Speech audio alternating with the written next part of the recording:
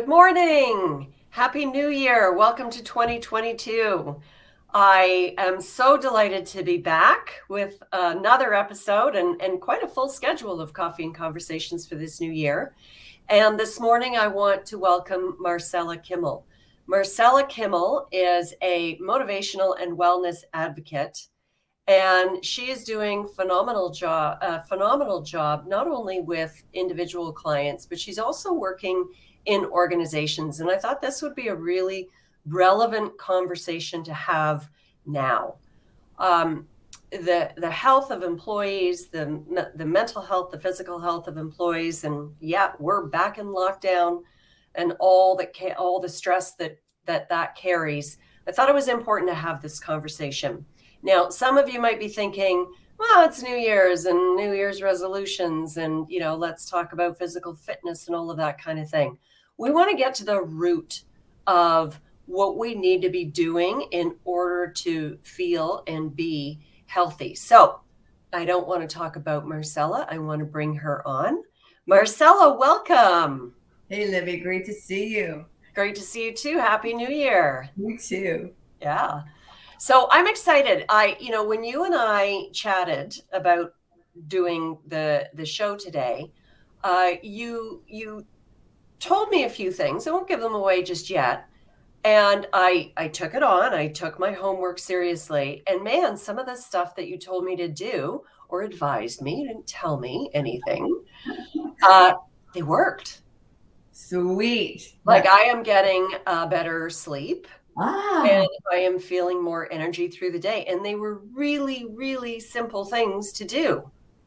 Simple, not necessarily easy, but really easy. yeah. But anyway, I want to start this conversation talking about what is really underneath our health, and that is stress. Yeah. Big. Now, Big. I might not be feeling all that stressed out right now. I'm set up for a new year and it's exciting, but my body might be in stress. So I'd love for you to start with that conversation and help unpack what stress really is and what it means to us and what it does to us physically. Sure, absolutely. Well, first of all, it's so interesting because our body is so darn smart. And all of a sudden, you may be getting headaches, you may be getting hair loss, you may be getting some acne, you could be getting your jaw may be clenching and muscles are tight and high blood pressure and also shallow breathing, that kind of thing, heart rate's fast, and some digestive issues, immune system gets suppressed. Those kind of things are really signs that we are in stress mode. And also you may even find that you have a propensity to you're not sleeping well and you're eating terrible foods because we just have more tend to have addictions to even wine and sugar, all those kind of things. And so that's usually why we can feel when we're in stress. But what really happens, you're saying that you want to understand physiologically what happens in the body, right? Mhm. Yeah. Yeah. So it's so interesting. I just love the human body. It's so darn smart. So there's a HPA axis, which is really it's the brain, the hippocampus, and the pituitary gland actually detect the threat. And so then it's going to send hormones down to the adrenal glands, which are actually little wee glands that look like little triangles that sit on top of the kidneys. And that's where those key hormones of cortisol and adrenaline get released. And when that gets released, it's actually that cortisol is going to actually raise the blood sugar. So it can go to the heart and to the lungs, to the muscles so that we can flee, because we were designed to for acute stress to flee, let's say running from the bear. Mhm. And that's all well and good, right? That's all we need that. But as we know, it's the chronic stress that's going to cause the issues, right? It's that constant, the breath is shallow, heart rate is fast, blood pressure is up. When we're in that mode constantly, man, that causes a host of issues. And if I understand it correctly, and man, I should have paid more attention in biology in high school because I think I remember making a promise to my biology teacher that I would never go into science, and yet now I love all this stuff. Sorry, Mr. Fisher, I think you're so so you used a bunch of scientific terms. So if I understand it, it's the cortisol hormone is our stress hormone that we want to keep under control. Now, is adrenaline not a good thing?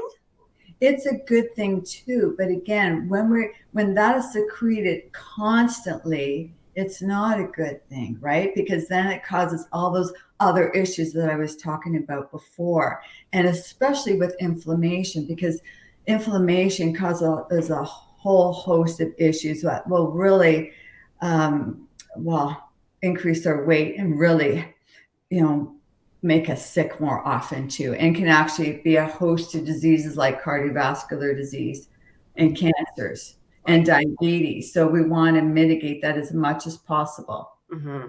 So, you and I are not in the early stages of our careers, Yeah. but still feeling healthy Uh-huh. and living healthy lifestyles. But, I remember being in my 20s and 30s and pretty much thinking I was invincible. But all of that stress was happening then. And it's impacting me probably today. Now, thankfully, I have healthy habits, but there are a lot of things that I'm doing, regardless of my age, regardless of how healthy I think I am, that I'm actually creating real stress in my body, and that's not a good thing. Right. Yeah. So let's talk then about what are some of the signs that we would see? I mean, I think you talked about weight gain and that kind of thing. We've just come off the, holiday season, and it's time for New Year's resolutions, time to gain or not gain, lose that 5 or 7 pounds or whatever it was over the holidays. But on a consistent basis, how is this stress really going to show up in our lives? Well, it's going to show up. One biggie is sleep. And so what's going to happen is a lot of people, when there's a lot of cortisol and they're really stressed, they will typically find that they wake up between 2 and 4 in the morning. Mm. And that's pretty prevalent for a lot of people. And so there's that. And also, right, those things that I mentioned to you before, but weight gain and the inflammation and pain in the body, and right, it's just even the mood. You can find that you get triggered really easy, very easily. And we got to really kind of step back and take a look, because especially right now, there's a real fear there's fear, and there's also that lack of control. And we can get really, things can really get swirling up inside of us when we feel that lack of control, because we love it and when we don't have it. So that's kind of our work to do, is how do we learn to manage this? Mm-hmm. And, I think a lot of us, just given we're still living with a pandemic after all this time, we've normalized to it, but yet we haven't. And we are feeling out of control still after all this time. So Yeah. that's going to have a big impact, is what you're saying. Yes, and plus, then what happens too is not only with the sleep, but then also with what we eat, and then with the sugar. When we get stressed, what's alcohol? It's sugar.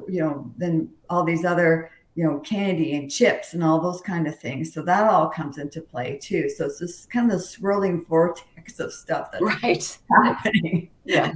So let's dig into sleep, because I think that's, if I understand you correctly, if you're not getting sleep, all of these other triggers are going to start to really play in. So if you have to start somewhere, yes, start with sleep. So what is wrong, and how do we fix it?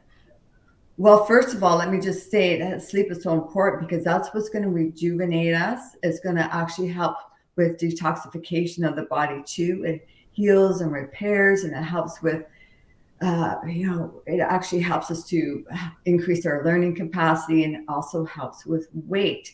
Because the thing is, when we're sleeping, we have a cascade of hormones that gets released. So growth hormone, right, that the healing and repairing, serotonin helps us with our mood. But also, if we're not getting enough sleep, we will actually secrete more of this hormone called ghrelin. And what that does is that actually increases our appetite, and usually for crappier foods. If we get enough sleep, call it 7 to 8, then we tend to secrete more leptin. And so that when we're eating, we're more satisfied with food. And then we also have more emotional stability. So it's really key, because everything, if we can't sleep well, how can the body function well? So let me ask a question then. Lots of people might be listening and saying, I'm a light sleeper. Is that a fallacy? Is that just somebody who really is depriving themselves of sleep, or is not getting a good enough sleep to say I'm a light sleeper, I wake up a lot in the night? Well, it depends. Why are people light sleepers? Is it from the stress? Is it from the baby crying and the dog? There's lots of things that could be stimulating that.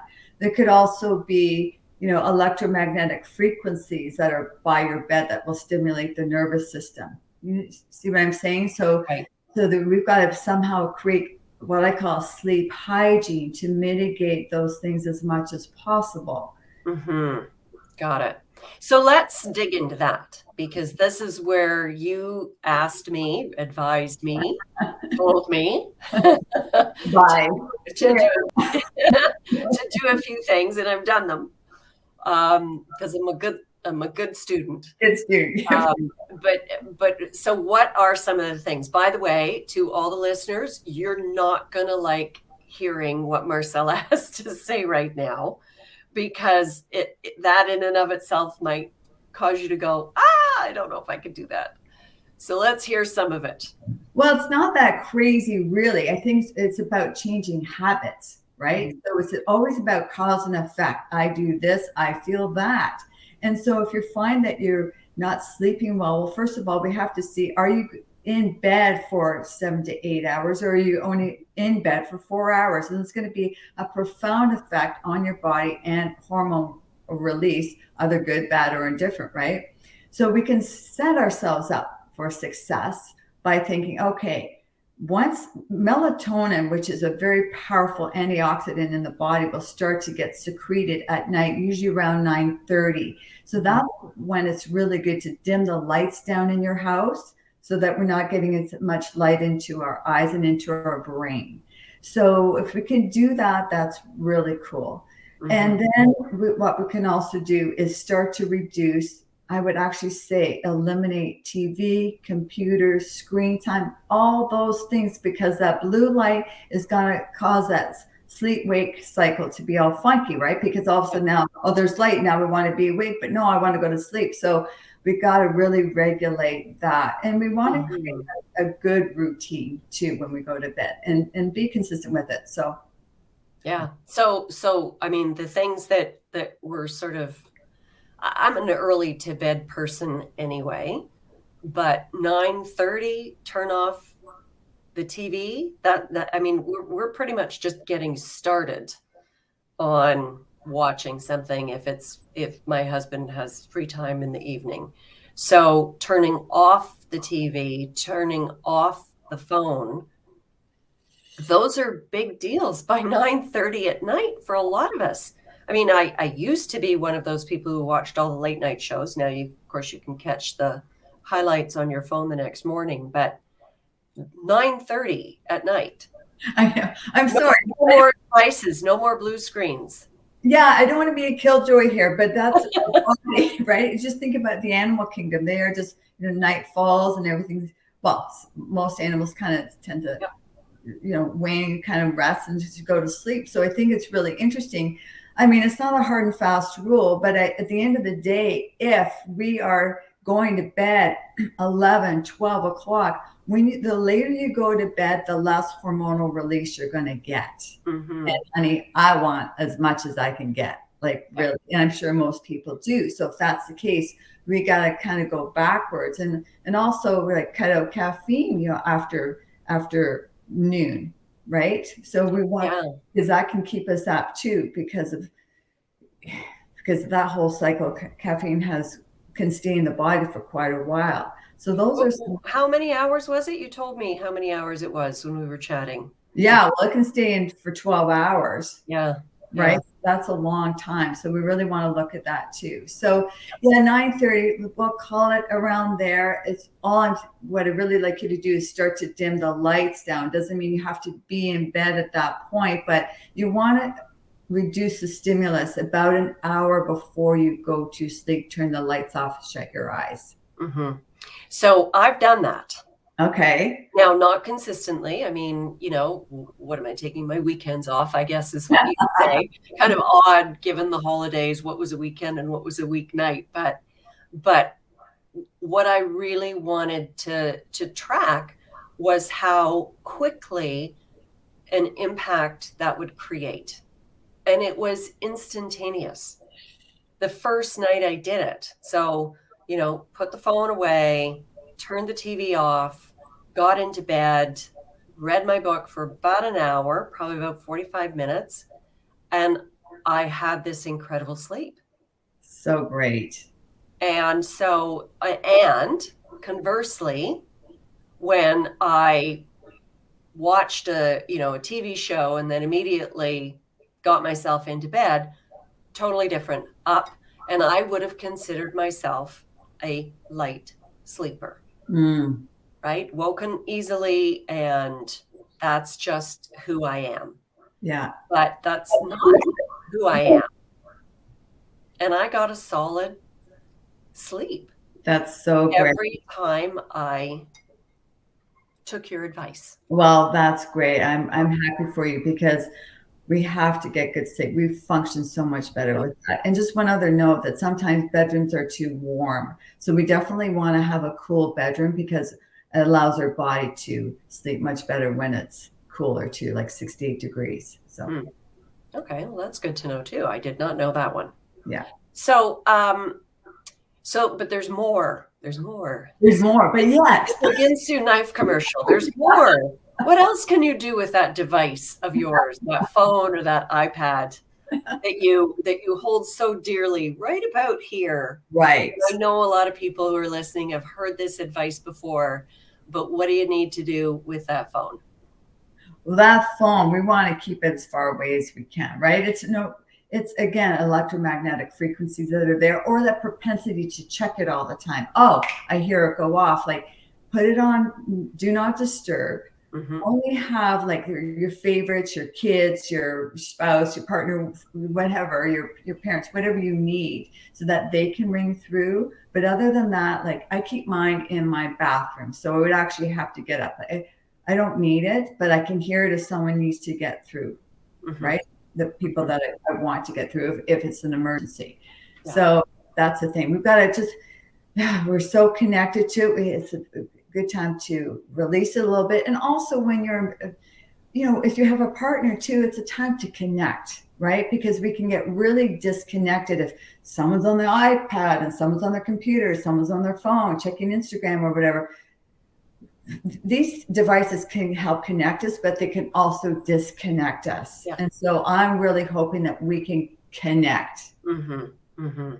I think so I took your advice on that too. Yeah. And I don't know if it in and of itself affected my sleep, because they did that regardless of whether or not I had done the other routine of turning the device off completely. I have been able to not look at my phone past 9:30 or 10 o'clock at night. Good. Consistently, a couple times, maybe not. Yeah. But that's, a couple of weeks now since we spoke last. Moving the phone, I'm not sure I noticed a huge difference, but that electromagnetic field, whatever the heck it's called, really is doing a number on our brains, and we need to stop sleeping beside our phone. So it did not hurt me to wake up and get up when the alarm went off. And then I brought my phone back to bed with me for a There you go. snooze or two. Right? Yeah. Yeah. Yeah. I mean, we never had these things before and we survived. So yeah, exactly. So bears in the woods don't have phones waking them up, and they're not checking their social media at night. So sleep and stress are intricately related. Yes. And the next topic, food. Oh my gosh. And so if I'm getting a good night's sleep, I'm going to have less craving. Now, I might still have some habits of going to the fridge in a moment of boredom and reaching for the wrong thing. So there's more than just getting a good sleep. But talk about food. It again, I know everybody, you've heard this a million times, but you're going to hear it differently this time. Well, again, we have trillions of cells in our body. And you gotta love these cells because they help our body work so beautifully and synergistically, all these organs together. But what are we feeding it? Because our body needs good nutrients. Mm-hmm. And so this begs the question, is what we're eating really food? And so, Libby, I've got some things I want to share with you and everybody else because I think it's kind of a game changer. I did some experiments. Now, I have to say, this is January 10th, 2020, when I did these experiments. That's 2 years ago. 2 years ago. 2 years ago. Yeah. So I took your packaged cheese, packaged cheese, and left it out on my counter. And it turned into plastic within like a day and a half. That's 2-year-old cheese? This is 2-year-old cheese. There's no mold. And it's like kids can play with this stuff. Like it's ridiculous. So what's that doing? So think about, what, you're out and about, you're hungry, you think, okay, let's just swing by McDonald's. Okay, well, let's swing by McDonald's and have some French fries. Hey, now I gotta say, I love French fries. And I like these French fries, but I know that it's like this is look. It looks. Those are 2-year-old French fries. 2-year-old French fries. Well, they do look like I could eat them. I know they're a little, from my perspective, they're a little dehydrated, but you know what? Hey, now and also so they've lasted. The cheese and the French fries have lasted 2 years on your counter. Yes. You should clean your counters more often. I don't know. Now these are in the basement, trust me. But anyway, and chicken nuggets. Look at chicken nuggets. Okay. I even cut one to see if I could see the inside, or like the actual chicken. No mold, nothing. Okay. And I'll show you one more thing. So this is Beyond Beef Burger. So like you have a veggie burger. Isn't that like the healthy thing that we're supposed to all be eating now? Beyond Beef? Yeah, listen.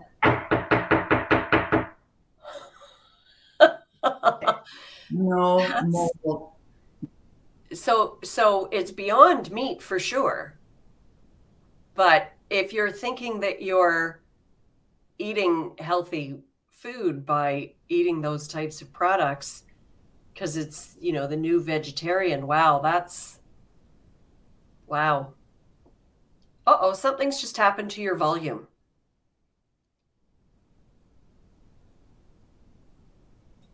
All of a sudden, I cannot hear you. All right, we have a small technical issue. We will get that fixed.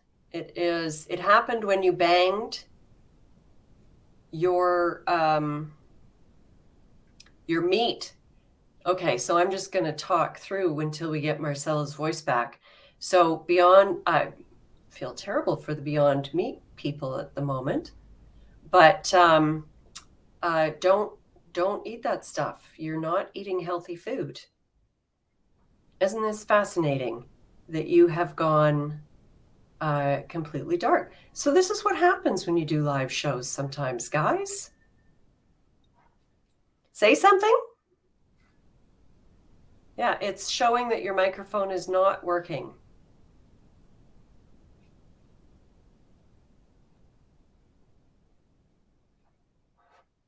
All right.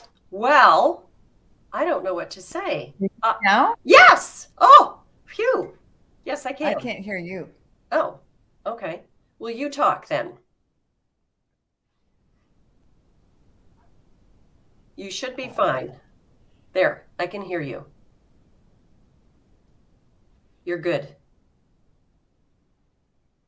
Can you hear me? Yes, I can hear you. Okay, so I don't know what happened there, but I know with the burger, but sorry about that. Sorry, that's the way it goes That's the way sometimes. technology works some days. I mean, I think everybody understands that Exactly. sometimes. Thanks And for so, hanging in, everybody. This is yeah, awesome. and sorry, I just wanted to make a statement with the burger. And you did. You And I definitely did. left us speechless. Will you let Right? There yourself we go. I speechless? was speechless. All Yeah. right. So we've got just a couple minutes left, Marcella. So Oh, you are so the work that you do, you're talking about sleep, you're talking about food, you're talking about physical movement, and of course you are a holistic nutritionist. So I'm sure there's tons of supplements and things that we should all be taking, and the type of movement that we should be doing. And unfortunately, we don't have time to get into all of it today. But I love that. Um, what's the sensible thing? Like just buy real food, you just know what? buying fake food. Well, the easiest thing to do is buy food that has no ingredients on it. An apple is an apple, a banana is a banana, a potato is a potato, rice is rice. You get the picture? I Like get the picture. you go around the perimeter of a grocery store, I'm sure people have heard this all the time, but that's where the real food is. Produce, meat. You're golden if you stick there. Yeah. Yeah. And then you can do all the other things too, but that's a great start to just start eating real food. And here's the thing I just want to say too, it's about balance. So let's eat 80% of the time with good food, like real, very nutritious food. I mean, Mhm. we want to have some fun too, have cake, have wine, whatever that is. It's about balance, Yeah. right? Yeah. You got to have fun too. Yeah. Exactly. Good. Phew. Yeah, phew, phew. So the work that you're doing, you obviously have individual clients that you work with, but you're working with organizations. Yes. And it's not like a one and done, let's bring somebody in for an hour to talk about nutrition or sleep. You have, I believe, your 101 course is like a 7-week Yes. series on all the things that organization or that people can be doing. And so this is important from an organizational perspective because organizations want their people awake, alert, motivated, understanding that stress is getting in the way. They can't tuck their employees, leaders can't tuck their employees into bed at night and tell them to stop using their devices. But I think the work that you're doing is so critical to for employers to be able to say to their employees, we actually really do care about you, Mm-hmm. and we want you to be healthy. So true because you can improve business through a culture of health. Yeah. Right. So what you said, for employees to see that their employers care about them, but also it will affect their bottom line because you'll have less absenteeism, presenteeism, those kinds of things. And I think it's about helping them to connect the dots because the one and done, okay, then she's gone. No, no, it's about how can we collaborate together to create true wellness for everybody. And all that stress leads into sleep, into sugar, good food, exercise, mindfulness, all those things, goal setting, all those things come together. And that's what I love when people say, now it makes sense. And that's what I want to do. It's not complicated, but sometimes too is having a voice where just saying things differently. It's like, aha, I get this. So it's been a great experience. I love doing it. Great. Well, let's help people find you.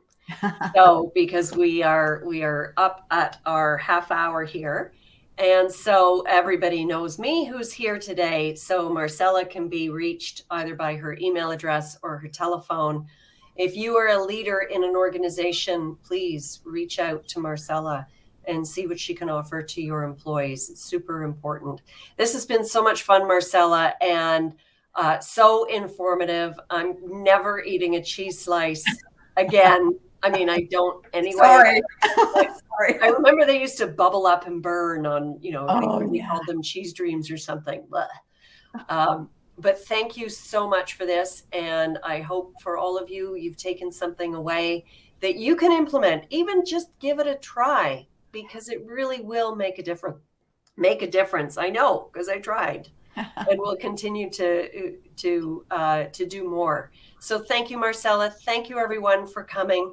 Next up on January 26th is Jordan Rossman, number 17 in Canada with Century 21.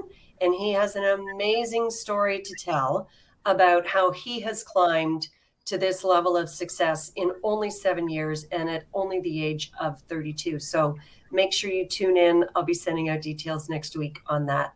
Thank you, Marcella, and thank you, everyone. Thank you. Bye-bye. Happy sleep.